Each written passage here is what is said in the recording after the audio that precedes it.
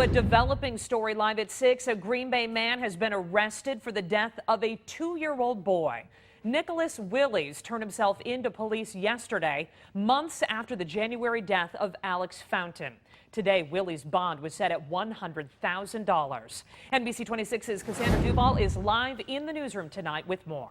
Stacey, this criminal complaint is nearly a dozen pages long with many witness statements as police had to piece together the last days of Alex Fountain's life.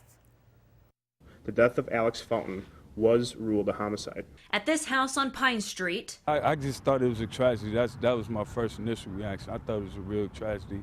police explained continued abuse led to the death of this 2-year-old. On January 7th, Alex and another child were left in the care of their mother's boyfriend, Nicholas Willies.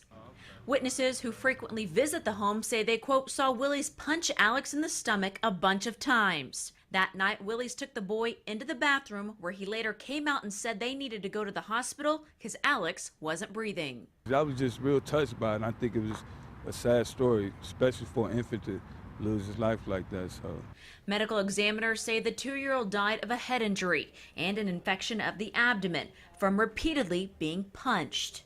Every investigation is very thorough in that regardless of the age of the victim, investigators actively pursue every single lead. Witnesses said the children were, quote, deathly afraid of Nick. Police would not say whether the mother would be charged in connection with the case or not, but added she is being cooperative.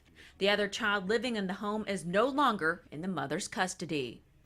According to the complaint, Willies admitted he punched the baby before but was just playing around and never intended harm. Nicholas Willies will appear in court again on May 17th. Live in the newsroom, Cassandra Duval, NBC 26.